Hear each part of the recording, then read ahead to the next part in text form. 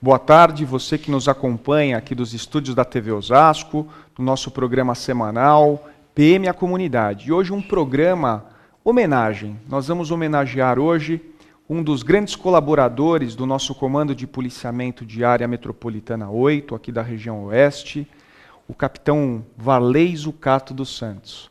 Boa tarde, Varley. Boa tarde, comandante. Como é que é? 31 anos e... 5 meses até hoje, né? Isso. Então, como é que é para um profissional da Polícia Militar que está há 31 anos e 5 meses conosco?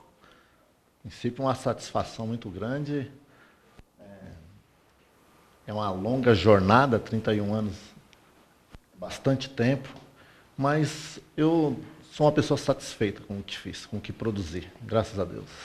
Que coisa boa, não é? Você é de uma família de policiais, não é isso? Sim, meu pai, policial militar, meu irmão mais velho, policial militar, tenho um irmão mais novo também, policial militar, no CPM-8. Então é uma família que tem 3 policiais militares? Seu pai, seu irmão e você? Sim. E vamos conhecer um pouquinho o capitão Varley. Você nasceu em que ano, Varley? 1966, dezembro de 66. E já nasceu corintiano? Como é que é essa história? Corintiano. A história é essa. É, nasceu corintiano. E você nasceu aonde? Aqui?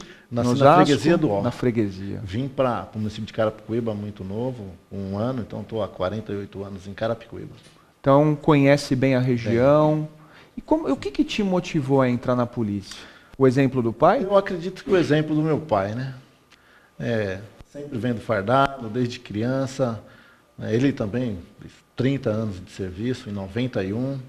E isso virou história, né? Inclusive, quando fui prestar concurso, ele nem sabia, na verdade, né? Fui por vontade própria. E você entrou... Você estudou aonde? Estudei em escolas públicas, né? Em Carapicuíba mesmo. Completei o ensino médio no centro de Carapicuíba, no Tufik Julian. Como é que chama a escola? Tufik Julian. Existe até hoje essa Existe escola? até hoje, centro de Carapicuíba. Olha só. Você viveu 48 anos, vive há 48 Estou anos. há 48 anos em Carapicuíba. Em Carapicuíba. E aí, você resolveu prestar o concurso e não falou nada para o seu pai? Não falei nada, só depois de aprovado, né? Porque aí não... Depois fui aprovado, aí comentei, fui fazendo... Porque o concurso, ele não é... Você entrou para ser né? soldado? Entrei soldado. Em Certo. 85, servi no regimento de polícia montada, 9 de julho, cavalaria. Fiquei até 88. De 88 até hoje, estou na região aqui, região de Osasco. Vim para o 20º Batalhão, sede em Barueri, e fui destacado para trabalhar em Carapicuíba, 2ª companhia na época. Certo. E aí você trabalhou como soldado? Soldado, cabo, sargento, 3º, 2º, 1º sargento. Fui fazer academia em 2008. E você era, como cabo e como sargento, você era bravo? Acredito que não, profissional. Profissional. Foi justo? Sim, eu acredito que fui justo, sim. Né? Sempre procurei ajudar. O que não dá para ajudar, também não atrapalha. Certo. E aí depois você resolveu prestar... Você, com quantos anos de graduado, né? Você foi sargento, e aí você resolveu prestar o concurso para ser oficial, é isso? Eu fui 22 anos praça. Né? Em 2008 prestei o CH, que é o PM. O CH é o curso de habilitação ao quadro de oficiais da Polícia Militar, que é um curso que dura aproximadamente quanto tempo? 10 meses. 10 meses. E que permite, né, transmite conhecimentos ao soldado, ao cabo e ao sargento, que possui 15 anos de serviço com curso superior, não é isso? A prestar esse concurso e fazer esse curso. E torna-se oficial, não é isso? Um tenente. Então você prestou o concurso com quantos anos? Eu tinha, na época, 41 anos de idade. Ou seja, já estava bem amadurecido, não é? E foi muito diferente? É diferente, sim. É diferente? É porque tem um fronte da execução, né? A gente, como praça, a gente mais executa. Mesmo ainda nas graduações de sargento, subtenente, e já na parte sendo oficial, você passa mais a administrar, né, as situações. Varley, para as pessoas que nos assistem, que querem mandar também as suas mensagens de carinho, de apreço, algumas perguntas, utilize o WhatsApp. O nosso número é o 11 981 420 208. Se você tivesse que passar uma mensagem, né, para os soldados, os cabos, os sargentos, para prestar o concurso, o que você diria para eles? Valeu a pena? Valeu a pena. Em todos os aspectos, valeu a pena. Eu acho que é uma oportunidade muito grande que a carreira proporciona. Eu não sei se no mundo civil existe uma possibilidade dessa. E aqui só depende da pessoa, do profissional se dedicar, né, e buscar a carreira. Porque a carreira ela tem que ter a sequência. E não tem que terminar em subtenente. Né? E é um concurso interno. Então a pessoa tem que buscar isso. Tem que ter fome, Sim. tem que ter vontade de... Focar e correr atrás. Certo. E você é casado? Sou casado há 25 anos, vou fazer 26 anos de casado no dia 17 de novembro desse ano. Quantos anos? Vou fazer 26 anos de casado. Quem merece um busto, você ou a sua mulher? Acho a minha esposa, né? Não é? Ser mulher de policial militar é um grande desafio, não é, Varley? Não é fácil. Nós não temos horário, né? Nós não temos final de semana, então não é fácil, não. O capitão Varley, não é? É um profissional realmente admirável. Eu cheguei aqui em 9 de maio de 2016, recém-promovido ao posto de coronel, e recebi uma série de recomendações, né, do coronel Ernesto, meu amigo coronel Ernesto Puglia, e especialmente em relação ao Varley. Falou: Viana, o Varley fica até o final do ano. Aproveita ao máximo, porque nós vamos sentir falta do Varley. E aí, o Varley é uma pessoa tão preocupada com o futuro, não é? Que essa é uma grande característica dos verdadeiros comandantes. Os verdadeiros comandantes são aqueles que se preocupam não só com o seu trabalho, mas também em preparar os seus sucessores. Então, o capitão Varley trouxe ou recomendou o capitão Eurico para cuidar de uma área muito estratégica do nosso comando, que é a parte de logística, onde estão a manutenção das viaturas da Polícia Militar, não é? E o capitão Eurico tem sido um bom discípulo do capitão Varley, não é isso? Sim. Profissional competente também, está há muito tempo na área aqui, acho que desde soldado, recruta, ele está na área aqui do CPM-8. Isso. E Varley, eu também queria aproveitar para te homenagear, porque você, certamente agora, esta semana é a última semana de serviço do capitão Varley, e é importante o reconhecimento dos bons serviços prestados. E nós aproveitamos este programa PM à Comunidade para apresentar a vocês os nossos verdadeiros valores. Pessoas, não é? Seres humanos admiráveis, com um notável destaque profissional, de desprendimento, de amor à causa pública, não é? Você lembra de uma ocorrência, Varley, que realmente você se emocionou? Foram várias ocorrências, né? Mas teve uma que um cidadão lá por volta de 23 horas, isso em 88, ele era motorista de ônibus, encerrando o turno dele de serviço, desceu, entrou na padaria para comprar um maço de cigarros, para ir embora, entrar em casa, morava em frente lá na Coab de Carapicuíba, foram roubá-lo e efetuaram um disparo, acertaram ele na cabeça. Aquilo marcou.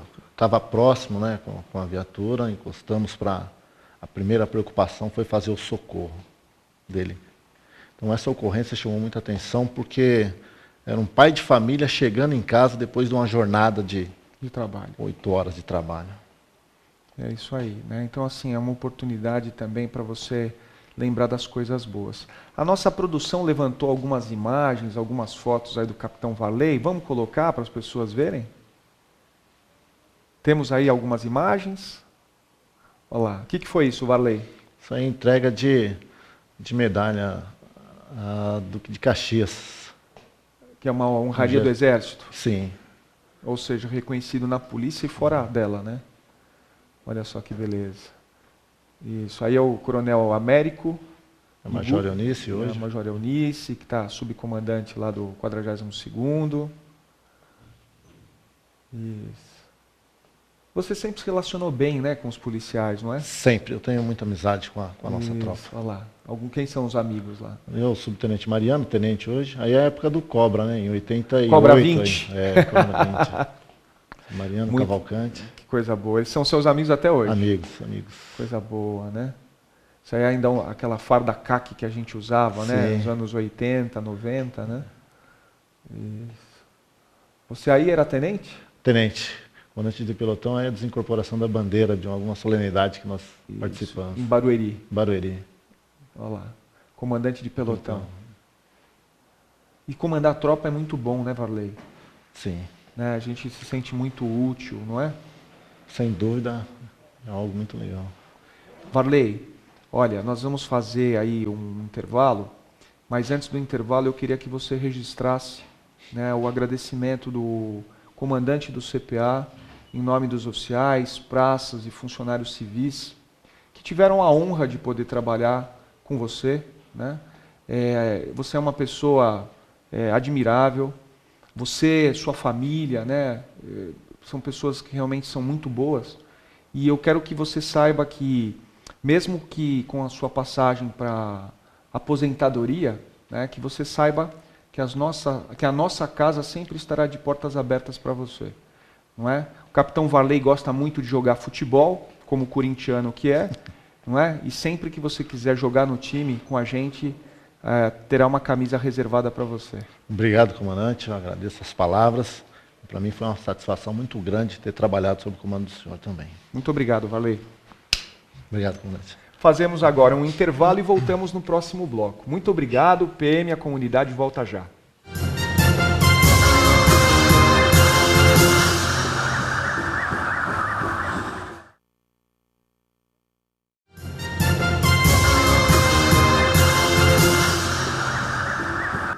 E para esse segundo bloco, nós costumamos trazer sempre personalidades e pessoas que têm realmente um trabalho vocacionado ao interesse público. E hoje, nos nossos estúdios aqui, temos um vereador que tem uma longa vida pública, o vereador Sebastião Bognar. Boa tarde, vereador. Boa tarde, coronel. Uma satisfação imensa estar aqui no programa da PM. Quem é o vereador Sebastião Bognar? Ô, coronel, agora já é ex-vereador. Porque... Não, o senhor é vereador até o término do mandato. Eu tive aqui em Osasco, eu estou em Osasco há 50 anos. Tive a oportunidade de, durante 11 anos, estar na feira vendendo banana. Fui bananeiro, 11 anos. Olha que beleza. E também da escola, do centro cívico da escola, isso tudo me proporcionou a entrar na vida pública. O senhor está com quantos anos de idade? Hoje, 63. 63 anos. 63 anos. Então, há 50 anos... Que eu moro em Osasco. Moro em Osasco. E há 40 que eu estou na política. Olha que beleza. Primeira vez que eu fui candidato, em 1976. 76. O senhor foi eleito vereador? Vereador. Certo. Isso. Então, o senhor tinha quantos anos? 23. 23 anos de idade. 23. E muita mudança na forma de pensar a questão política? Sim, a adaptação ao momento. Mas assim, o ideal não, o ideal mesmo, o mesmo que eu imaginava, o mesmo que eu queria, o mesmo pelo que eu lutei, os ideais que eu lutei há 40 anos atrás são os mesmos de hoje. E o senhor foi vereador, depois o senhor concorreu a prefeito? A prefeito. O prefeito, à época, teve 26 mil votos, eu tive 25 mil votos. Olha, perdi por 1000 votos. Por 1000 votos. Mas também foi um grande aprendizado, não é? Sim, muito grande, muito grande. Porque para as pessoas que nos assistem, nós também aprendemos nas nossas derrotas, não é? Aliás, a gente cresce mais com as experiências que não foram bem sucedidas, não é? Porque elas nos ensinam muito a superar os nossos próprios limites, não é isso? E também, né, quando você se propõe a concorrer a um cargo público, você está colocado para vencer, está colocado também para não vencer. Faz parte do jogo você ganhar, faz parte do jogo você perder. Perfeito. A gente tem essa... Depois de candidato a prefeito, o senhor novamente eu fui secretário dos esportes na cidade, secretário da SEDERT. Certo. Aí eu passei um mandato de deputado estadual, de 86 a 1990. Certo. O senhor foi eleito deputado estadual? Deputado estadual. Que beleza. Aí eu saí da vida pública, fiquei 10 anos afastado da vida pública, fui para a minha vida profissional. E aí o senhor retomou a sua atividade? No ano 2000, como secretário do Meio Ambiente. Era prefeito então o Celso Giglio, e ele me convidou para a Secretaria do Meio Ambiente, Aqui de Osasco. aqui de Osasco. Passamos lá 4 anos na Secretaria do Meio Ambiente. E aí eu retomei, depois de 22 anos eu acabei voltando na Câmara Municipal. Nem pensei que eu fosse voltar, voltei e ficamos lá 3 mandatos seguidos. Se o senhor pudesse fazer uma prestação de contas para as pessoas que nos assistem, e você também que quiser mandar suas perguntas para o vereador, não é? O vereador é um homem que tem compromisso com o interesse público, não é? E que formula leis municipais, não é isso? Isso. Quais seriam as principais obras e as realizações do vereador Bognar? Acho que o principal de tudo é aquilo que o senhor falou agora, quando o senhor falava com o capitão que aqui estava, é preparar as pessoas para frente. Porque não adianta só a gente fazer alguma coisa e quando a gente acaba, acabou. Então, esse preparo da equipe, esse preparo das pessoas, descobrir lideranças, descobrir líderes na comunidade, envolver e trazer esses líderes junto, preparar esses líderes para que eles possam exercer o futuro. Eu acho que o ponto de partida é esse. Mas as suas realizações, para as pessoas também conhecerem, o senhor teve algumas coisas que o senhor realmente se orgulha de ter participado da construção? Ah, sim. Por exemplo, quando eu estive no meio ambiente, foi um trabalho lindíssimo que nós fizemos ali. A cidade tinha as praças floridas verdadeiramente, as nossas plantas eram muito bem cuidadas, nós criamos lá 2 núcleos de educação ambiental. Veja que sempre a gente passa pela conscientização. Por quê? Porque é daí que muda tudo. Realizamos ali a primeira semana da água. É uma semana que a gente calculou que em 7 dias a gente faria, por isso chamou de semana, mas depois nós precisamos utilizar 12 dias, foi uma semana de 12 dias. Até o governador Alckmin esteve presente. Veja a importância. E o que era? Era a conscientização para o bom uso da água, hoje o uso ainda racional. Um recurso cada vez mais escasso, né? Sim. Valioso, não é? Já era essa a preocupação. Isso, mas o senhor também vai além da questão da vida pública. O senhor também tem algumas obras sociais, não tem? Sim, a gente tem lá uma associação, a gente tem um grupo de pessoas especiais, que a gente cuida com muito carinho, com muito amor, né? São pessoas assim que realmente merecem um pouco mais de atenção e a gente faz isso com muito carinho. Tem uma coisa que as pessoas pouco conhecem, que é o núcleo Guilherme de Almeida. Conta para as pessoas o que é o núcleo Guilherme de Almeida que o senhor tão bem conduz aqui na nossa região. Nós tivemos em 1932 a Revolução do 9 de Julho e centenas de pessoas perderam as suas vidas ali.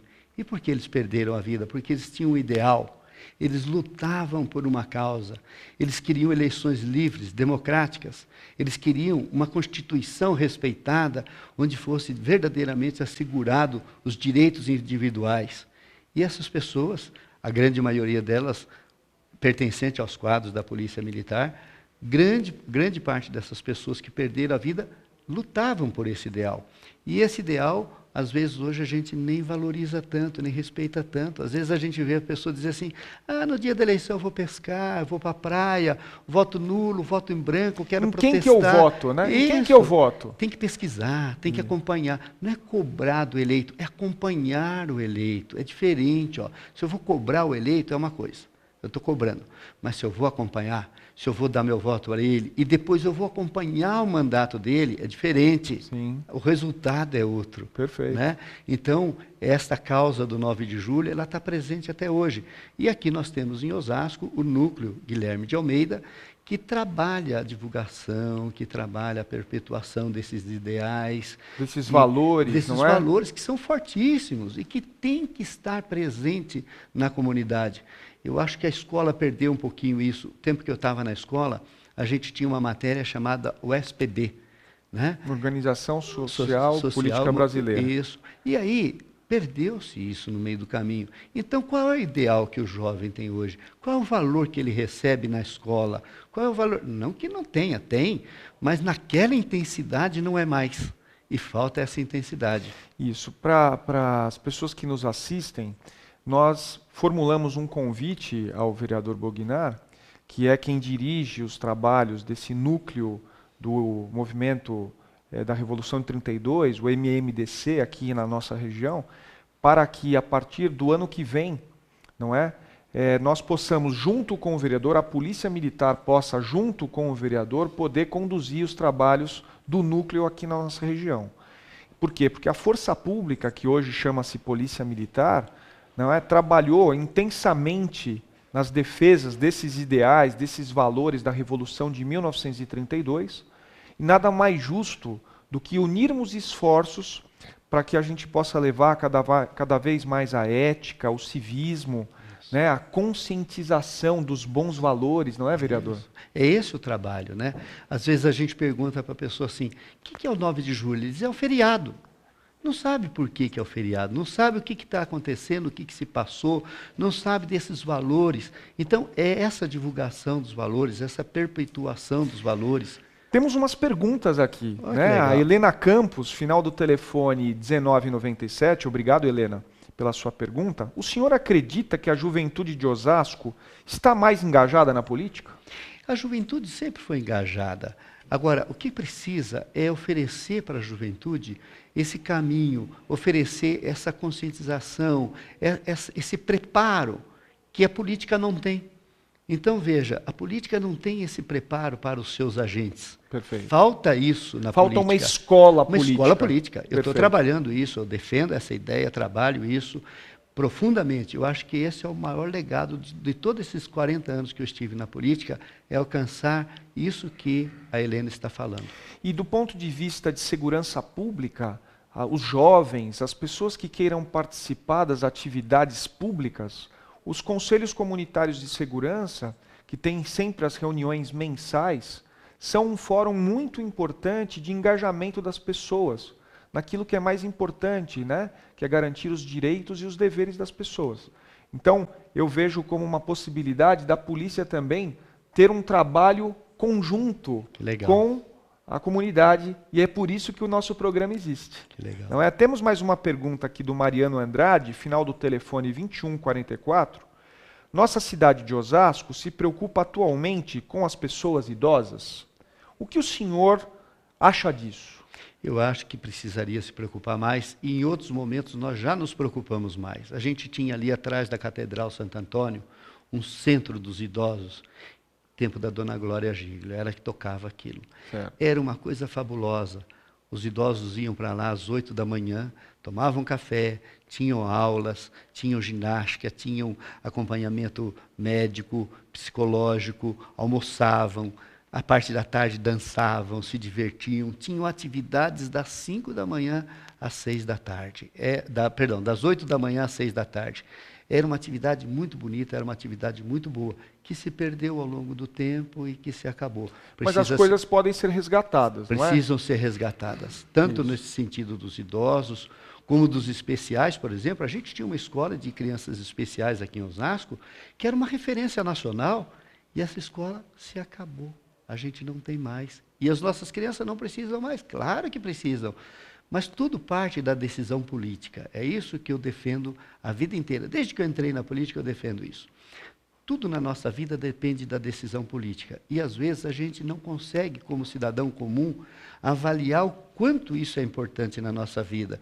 E a importância que tem da gente escolher aqueles que vão ser os nossos dirigentes. Perfeito. Se a gente tem uma empresa, ou se a gente vai contratar alguém para trabalhar na nossa casa, o que a gente quer? A gente quer referência, a gente quer alguém com experiência, com conhecimento, com responsabilidade. E aí nós vamos escolher o vereador, o prefeito, o governador, o presidente.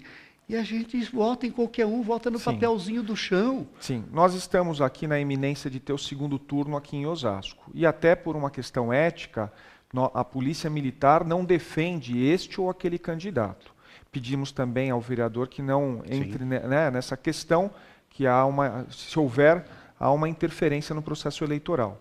Mas eu pergunto ao senhor, se o senhor que está encerrando este ciclo de vereador tivesse que deixar uma mensagem para as futuras gerações políticas, não que a sua esteja encerrada, porque o senhor tem ainda muita lenha para queimar, qual é a recomendação ou qual a orientação que o senhor deixaria? Dentro do ideal, dentro dos valores, dentro dos princípios éticos, morais, que você se engaje, jovem, se engaje na política também, mas com o princípio de trabalhar pela comunidade, de lutar pela comunidade.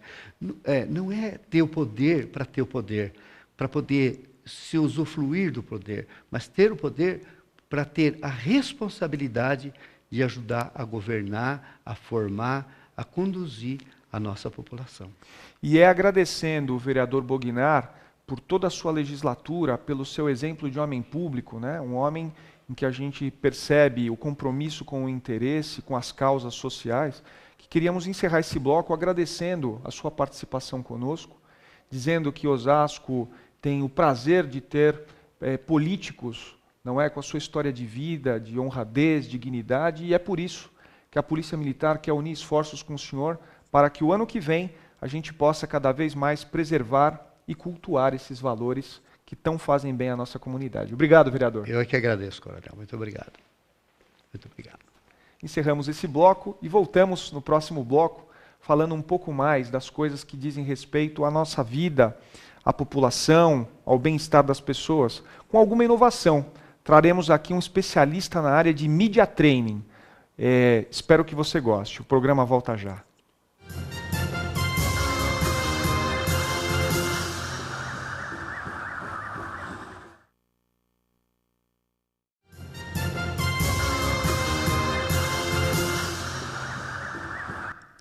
Boa tarde.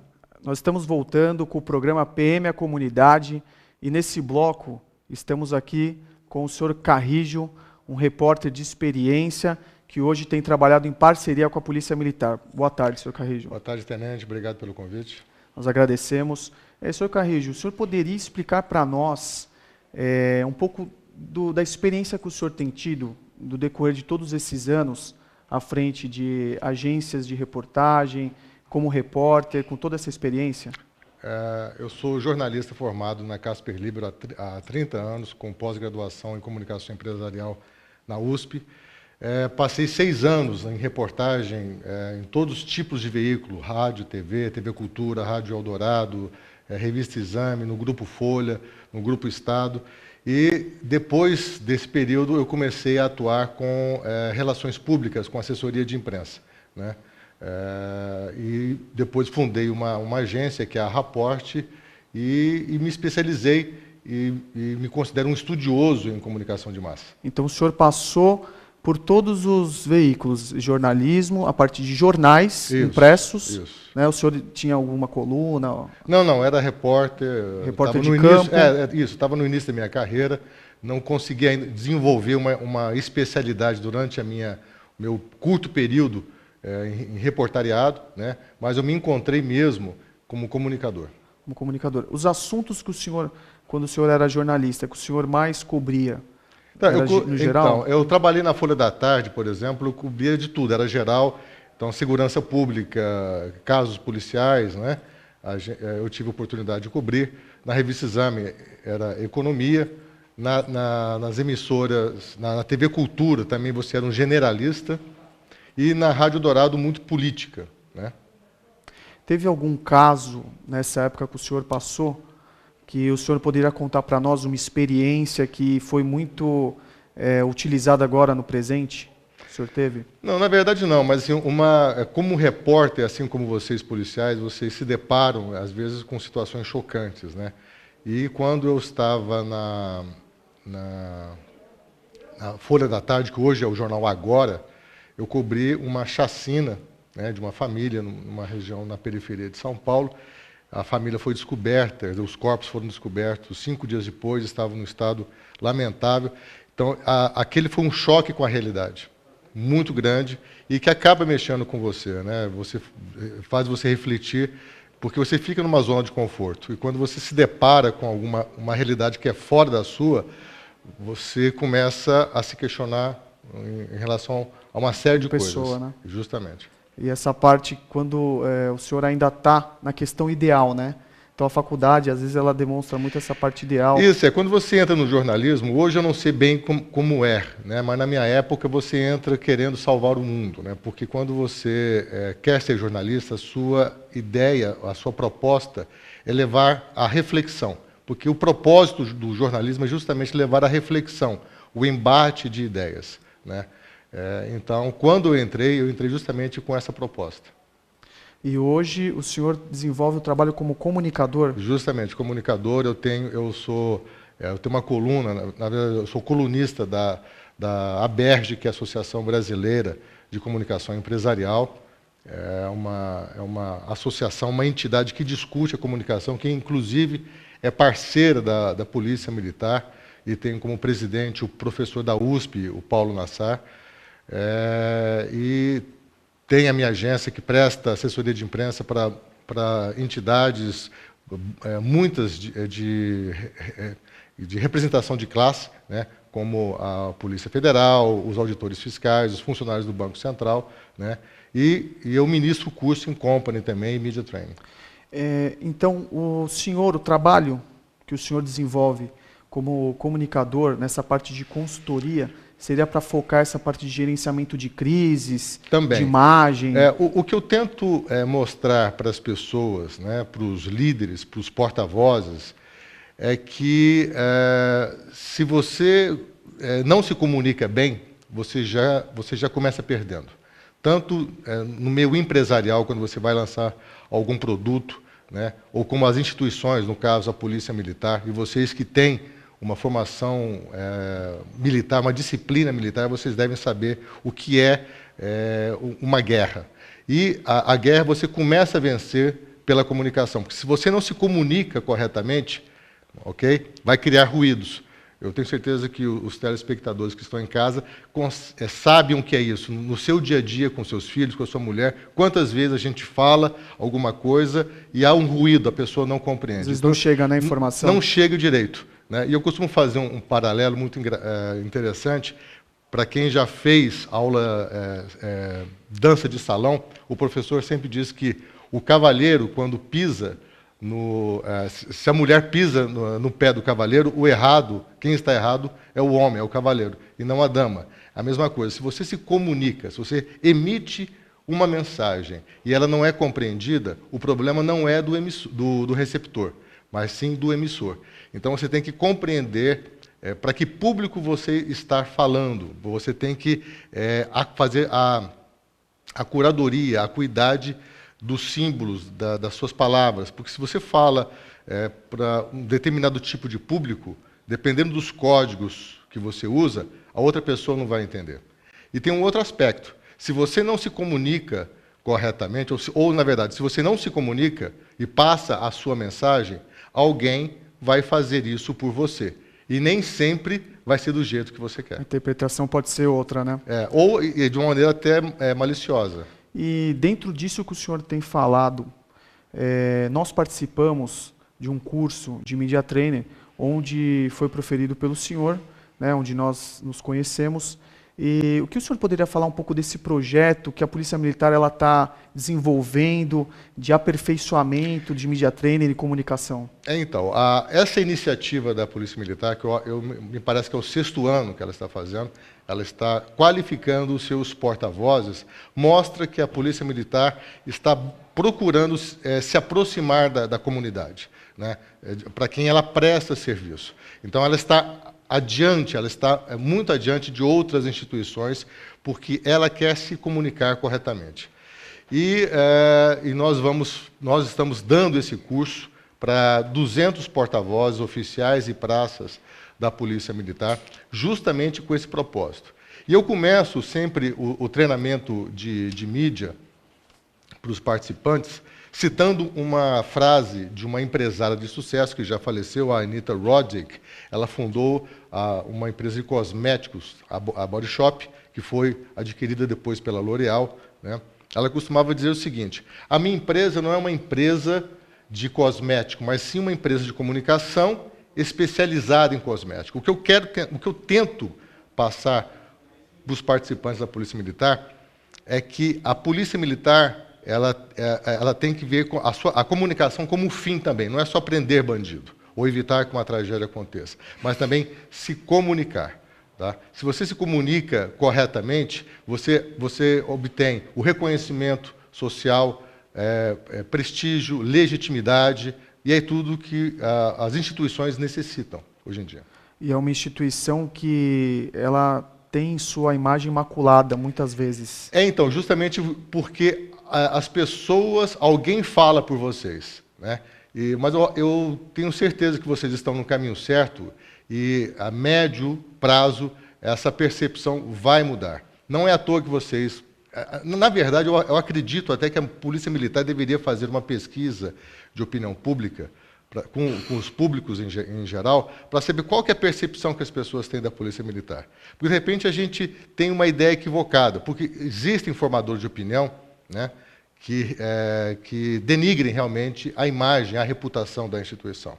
Mas, no ano passado, durante as manifestações populares, por exemplo, há histórias de que os policiais militares, a população, né, tirava selfie com os policiais militares. Por que fizeram isso? Né? Que tipo de público critica a Polícia Militar e que tipo de público apoia a Polícia Militar? Então, de repente, a gente pode ter reproduzir uma ideia equivocada de que as pessoas pensam mal da Polícia Militar, quando, na verdade, não é bem isso. Mas, de qualquer forma, nós temos, em relação à imprensa, a Polícia Militar, como qualquer outra instituição, tem que visar também os formadores, os líderes de opinião.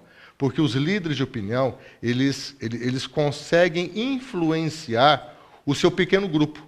Se você consegue enviar a mensagem corretamente, construir uma agenda positiva constantemente na mídia, na imprensa, porque é o seguinte, a despeito das redes sociais, né, que muitas vezes pautam os jornais e a televisão, a imprensa ainda mantém um monopólio de criadora de percepções.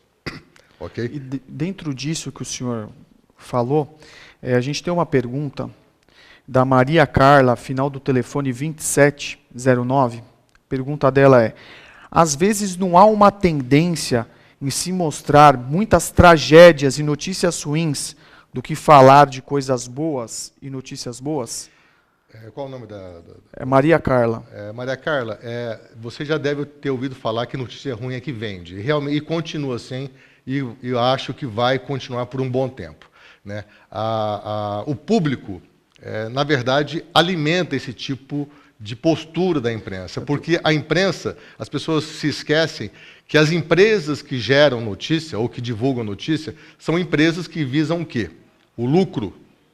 Então, esses programas ao vivo de violência na Record, na Bandeirantes, por exemplo, só existem porque existe gente para assistir. Não é? Então, as empresas elas buscam lucratividade, a lógica do lucro, é uma lógica empresarial. Então, se o público quer isso, a imprensa vai, de alguma maneira, produzir conteúdo que atenda essa audiência. E o senhor acha que esse jornalismo policial, o que ele influencia na imagem institucional da Polícia Militar? No ponto de vista do senhor? Então, eu não sou bem um especialista nessa área de segurança pública e de programas policiais, mas,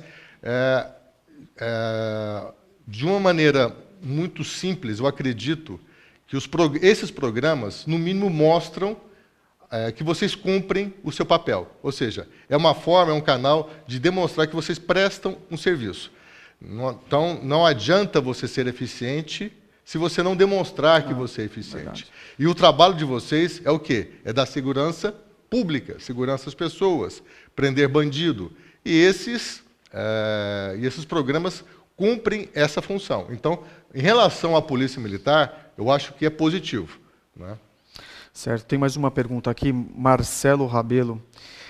Como tornar programas como esse mais atrativos no Facebook? Como chamar a atenção das pessoas para o Facebook para participarem disso? Então, as redes sociais, hoje em dia, as empresas de notícia entenderam que é necessário você estar nas redes sociais para poder se comunicar. 30%, por exemplo, dos americanos se informam nas redes sociais, né, no Facebook. E os grandes jornais, os mais importantes do mundo e também no Brasil, estão nas redes sociais passando as suas notícias. Então, todo tipo de programa tem que viralizar da melhor maneira possível o seu conteúdo nas redes sociais, porque é nesse ambiente em que as pessoas buscam informação. Boa parte.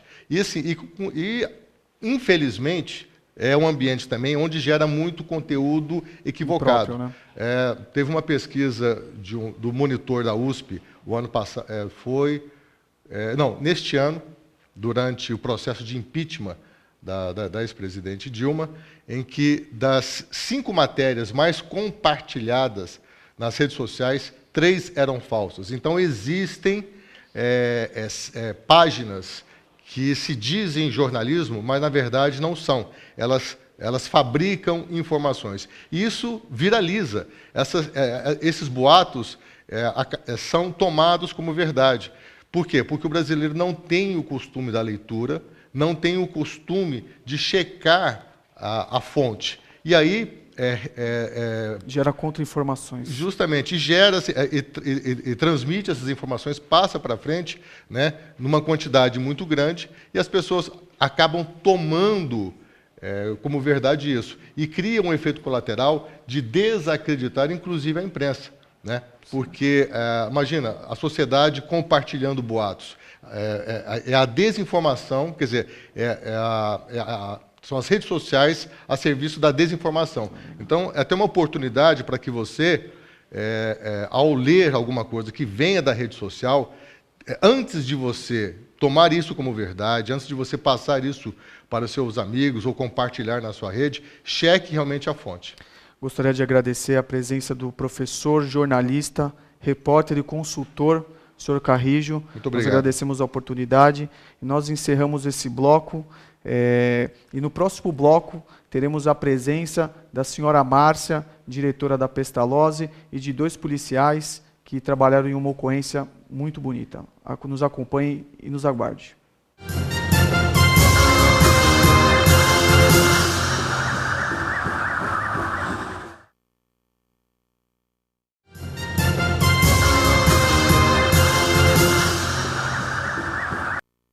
No quarto e último bloco, e do meu lado esquerdo está a senhora Márcia, gestora executiva da Associação Pestalozzi de Osasco. Estamos com o soldado Ventura, soldado Quintiliano também, que depois eles vão explicar um pouco de uma ocorrência que eles pegaram no dia 5 de outubro. Senhora Márcia, quem é a senhora Márcia e na Associação Pestalozzi? Bom, eu sou psicóloga de formação, psicanalista, tive 25 anos de clínica psicanalítica aqui no município de Osasco e há 12 anos eu iniciei um trabalho, me descobri como gestora, né, da Pestalozzi de Osasco, uma instituição que eu prezo muito, participei da fundação dela. Esse ano, agora, no próximo ano, a Pestalozzi de Osasco completa 35 anos 35 aqui anos. no município, né? E foi aí meu primeiro momento aí de trabalho voluntário na fundação da associação, isso em 1982, que eu estava me formando. Então, a instituição é uma instituição bastante séria, realiza um trabalho socioassistencial dentro do município, para um público sempre de pessoas com deficiência intelectual. As pessoas têm mais de 14 anos de idade. Acho que a questão da deficiência intelectual para o público já uma questão para a gente poder esclarecer o que é isso, porque pensar numa pessoa com deficiência física, todo mundo entende do que se trata, uma pessoa com deficiência auditiva ou uma pessoa com deficiência visual. Mas quando a gente fala de uma pessoa com deficiência intelectual, nós estamos falando de um déficit cognitivo. Então, essa pessoa tem uma dificuldade em algumas áreas. Então, a questão da habilidade acadêmica, o aprender a ler, o aprender a escrever, isso vai estar comprometido, né? Funções como memória, como a questão de ter um raciocínio lógico, um raciocínio abstrato. Popularmente falando, tem algumas psicopatias? Não, essa é uma confusão bastante... as pessoas tendem a confundir a deficiência intelectual com um transtorno mental.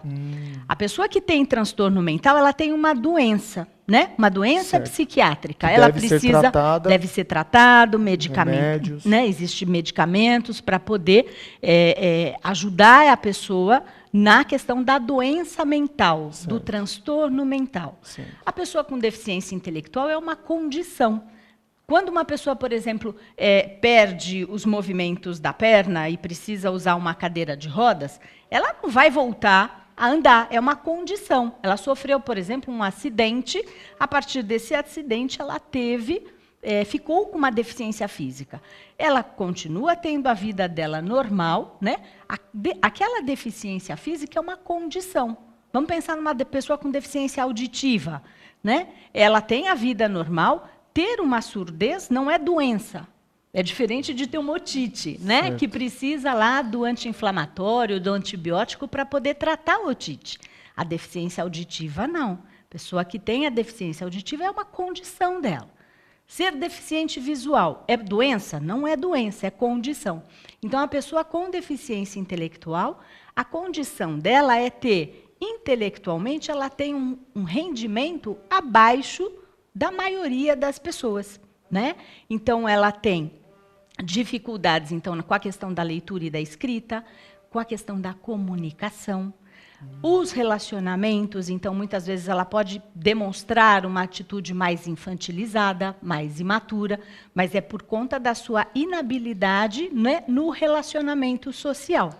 Então, Senhora Márcia, então, para o policial militar hoje, a orientação que a senhora poderia passar para nós que estamos na ponta da linha, realizando abordagens, atendimento de ocorrências, qual a orientação que a senhora poderia dar para nós? eu acho que essa pergunta é extremamente importante, né? A primeira coisa que o policial precisa ter é informação, conhecer que existe a deficiência intelectual, que algumas pessoas têm a deficiência intelectual. Hoje, aqui no município, nós temos os últimos dados aí do IBGE, a gente calcula que tenha mais de 8.000 pessoas no município de Osasco, com deficiência intelectual. Se a gente pensar em todo tipo de deficiência, a população cresce, né? Então, o que é importante o policial saber sobre a pessoa com deficiência intelectual? Muitas vezes, numa abordagem, pergunta para essa pessoa qual é a idade dela, onde ela mora, né? Muitas vezes ela mal consegue expressar o nome completo. Ela só fala. Não, ela não tem. Para ela, essa informação, você vai me perguntar o nome, eu te dou meu nome completo. Se eu sou abordada, eu sei aonde eu moro. Essas informações, para a pessoa com deficiência intelectual, nem sempre são informações que ela possui. Então, ela pode ter 18 anos de idade ou 30 anos de idade, para ela tanto faz. Que dia ela nasceu? E muitas vezes as famílias também, por medo de o jovem perder o documento, deixam esse jovem transitar sem documento. Nós tivemos essa semana uma ocorrência de um jovem que passou mal no ônibus, o motorista deixou o jovem no corpo de bombeiros, né, porque ele estava passando mal. O único documento que ele tinha era a carteirinha da Pestalozzi, com o telefone da Pestalozzi. Ainda bem que tinha a carteirinha, mas estava sem o documento, né, de identificação dele. E ele não consegue informar, né, aonde ele mora, qual é o nome do pai, nome da mãe, telefone de casa, por conta da deficiência. Então, muitas vezes, para o policial, é preocupante. As famílias têm muito receio, porque o policial pode tomar isso como uma falta de... Por isso que é importante esse seminário, né, que a Pestalozzi está promovendo junto com a Polícia Militar. Vai ser no dia 27, né, de outubro? Dia 27 de outubro. A gente vai realizar o nosso 8º seminário Inclusão em Debate. Então, o tema da inclusão, da convivência na diversidade, é um tema que a Pestalozzi milita aí, procura fazer com que a comunidade possa ter bastante informação e discutir. E esse ano nós vamos ter o prazer de discutir com a Polícia Militar. Poxa, legal, a questão da deficiência intelectual, a questão da abordagem, né? E para que a polícia também conheça a realidade e possa escutar as famílias e o medo, muitas vezes, que as famílias têm dos filhos serem abordados pela dificuldade que os filhos têm de fornecer informação para a polícia. Legal. E hoje a gente está aqui com o Quintiliano Ventura, né, Quintiliano? Nós agradecemos a presença de vocês. Vocês pegaram uma ocorrência aí, que foi um desmanche de motocicletas, né? Isso. Sim. Como que foi a ocorrência? Conta pra gente aí rapidamente. Houve um efetivo auxílio da população, né? É? Foi uma ocorrência despachada via Copom, em que o pessoal ligou o despachador... 90. Isso. Em que o despachador, a pessoa solicitante que fez o 90, estava em tempo real com o despachador da ocorrência e o policial na viatura, né? De acordo com as orientações do solicitante. Então, a pessoa no telefone passando todas as orientações. Isso. No local, E logramos êxito. E o que tinha lá dentro? Como que... Moto. Motos Tinha diversas motocicletas? Sim. Desmontada já, totalmente. Então. Totalmente desmontada. Para falar assim, até curiosidade, a gente pegou um dos meliantes, ainda perguntamos quanto tempo você leva para desmontar uma moto. E que ele falou? Simplesmente em 3 pessoas, 25 minutos. 25 minutos. E esses criminosos que foram pegos, quantos que foram no total? 3. 3. Eles são criminosos que fazem essa questão do roubo de motocicletas aqui na região? Sim. Eles têm uma quadrilha. Positivo. Essas motocicletas que estavam lá foram produtos de ilícito, de furto, no mesmo dia. No mesmo dia, furto? No mesmo dia. Fazia questão de, acho que em intervalo de 1h30, tinha sido furtado. Tinha acabado de ser furtado. Sim. E tinham diversas placas ali, a gente viu nas fotos ali umas placas. Sim. De outras motocicletas furtadas, roubadas. Já tinha raspado tudo. E esse tipo de motocicleta, eles usam para praticar ilícitos, para praticar roubo? Eles usam esse tipo de motocicleta também quando é roubada? Sim. A formação que ele deu é assim, o tempo que leva do furto até chegar ao desmanche, ele não pode dizer. Então, que nem ele fala, ou a gente vai buscar, ou o pessoal vem trazer pra gente aqui. A motocicleta. A motocicleta, traz ali. E nesse intervalo de tempo ele fala, senhor, pode acontecer o que acontecer. E aí movimenta o mercado clandestino de peças, de motocicletas, que tem inclusive em São Paulo, né? Uma rua lá na General Osório que tem diversas peças, inclusive algumas produtos de ilícito. Isso. Nossa, muito obrigado, viu, Quintino, Ventura, parabéns aí pela ocorrência de vocês, todos os policiais que apoiaram vocês também, né? A gente sabe que na ponta da linha está difícil. E para encerrar, eu queria só fazer uma pergunta.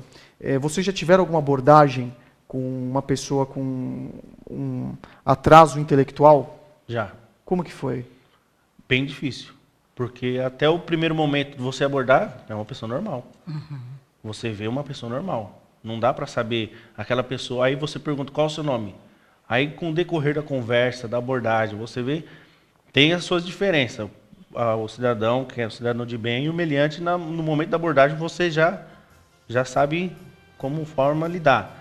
Mas no ato mesmo, você fala, dependendo como a pessoa reagir, aí você começa a acalmar ela, distinguir se tem algum déficit, aí na conversa você vê. Mas é bem dificultado mesmo. Tá certo. Então nós agradecemos a presença da senhora Márcia, do Quintiliano, do Ventura, de todos que passaram hoje aqui no programa PM a Comunidade. Continue conosco, curta a nossa página no Facebook CPAM8, também veja esses vídeos pelo YouTube, www.facebook.com/TV Osasco, tá certo? Nós agradecemos a sua companhia, continue conosco, tá certo? Para o horário eleitoral. Fique com Deus e até a próxima.